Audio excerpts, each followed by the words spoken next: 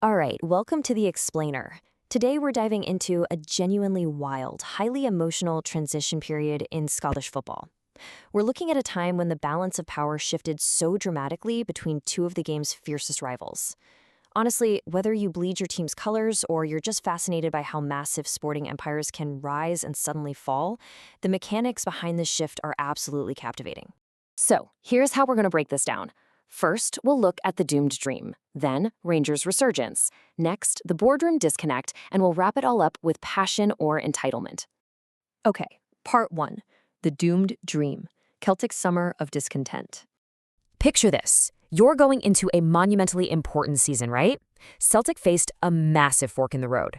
They had a dressing room half full of players who, frankly, already had their bags packed in their minds.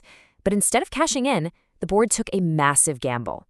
They forced these want-away stars to stay just to protect a historic title bid. And predictably, this summer gamble completely spiraled into a bitter winter of discontent. It led to unprecedented fan protests right outside Celtic Park, and ultimately, they had to watch their fierce rivals totally torpedo their hopes on the pitch. Former Celtic player turned agent Lee Naylor actually hit the nail on the head here. He provided this incredible insight into the psychological impossibility of performing when half the dressing room wants out. He basically noted that, sure, you can cope with one or two guys wanting to leave, but when you have 5 or 6 with one foot out the door, there's just no way to recover from that. It's a stark lesson in team dynamics, really. The dream didn't die in the harsh winter, it was literally already dead in the summer. And the contrast in culture is just staggering. Lee Naylor recalled the Gordon Strachan era, a time where there was this genuine, deep-seated fear of losing that had every single player sprinting back on defense like their lives depended on it. Now, compare that to this doomed campaign squad. They were a ragtag bunch with all the urgency of a sloth on a Sunday morning. They completely lacked the stomach for the fight, and that lethal lethargy was only made worse by some seriously below-par incoming signings. Let's flip the script, head across Glasgow, and dive into part 2, Rangers' resurgence and Steven Gerrard's systematic rebuild. So, while Celtic was dealing with all these internal fractures, Rangers manager Steven Gerrard wasn't looking for any quick fixes. Not at all.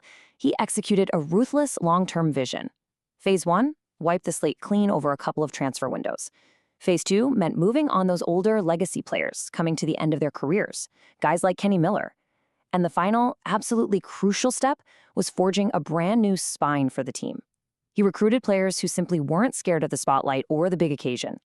Gerrard's man management faced the ultimate test during a really tense Old Firm derby at Celtic Park. Tied 1-1 at halftime, he didn't obsess over tactical adjustments. Instead, he targeted their mindset. It's a total masterclass in leadership, honestly. He anchored their motivation to their own sweat and tears, asking them how they wanted to feel walking out of that stadium, challenging them to reward themselves for 6 months of real hard graft. And this exact juxtaposition is kind of the defining narrative of the entire season. Think about it. On one side, you have a historic club fracturing from within, burdened by players wanting out and a profound lack of urgency. Then, right across the city, the ultimate challenger is forging this unbreakable new identity backed by a dedicated spine of players entirely ready for the moment. Well, the result of that juxtaposition played out right there on the pitch.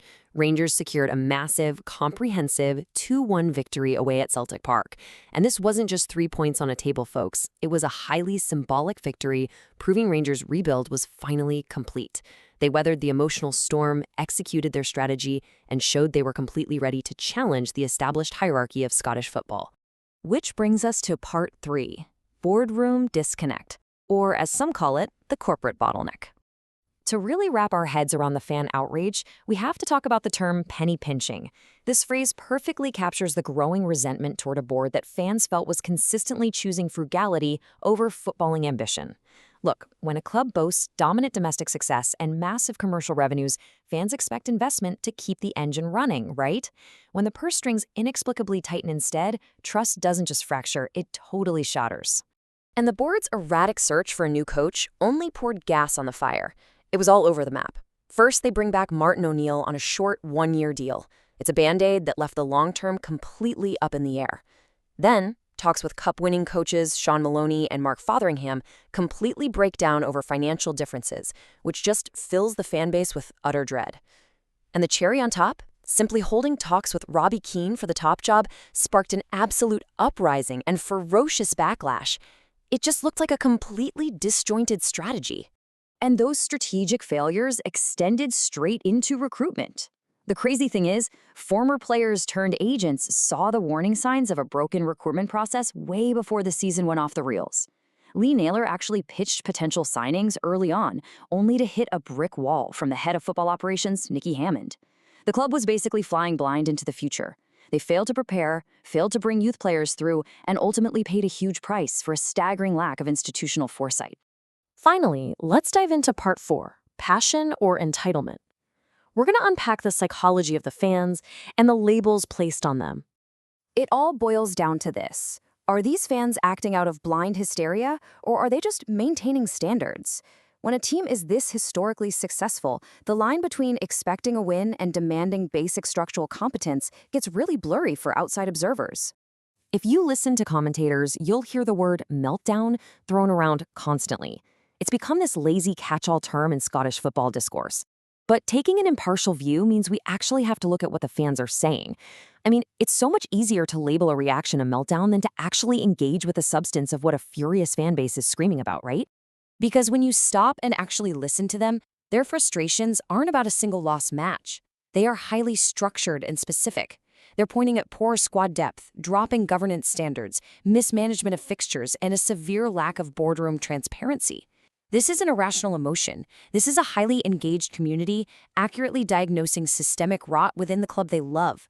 At the end of the day, the supporters are not asking for the impossible. They're simply holding the club's executives accountable to their own publicly stated ambitions. Celtic CEO Michael Nicholson literally said the club aims to be world-class in everything they do. So when the reality on the pitch and in the transfer market falls drastically short of that statement, fan critique isn't entitlement, it's accountability. Ultimately, the outrage outside the stadium is merely a symptom. The actual disease is the complacency that infected the dressing room and the boardroom. It's a powerful reminder for any organization out there. In modern sports, clubs aren't just corporate entities on a spreadsheet. They're community institutions bound by history and memory. A fan base that shrugs its shoulders at dropping standards is a fan base in retreat. So, I want to leave you with this to chew on.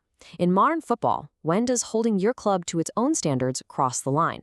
And more importantly, whether you're in sports or in business, resting on past success is the quickest way to let your closest rival entirely rewrite the future. Thanks for checking out this explainer. Keep asking the right questions, and I'll see you on the next one.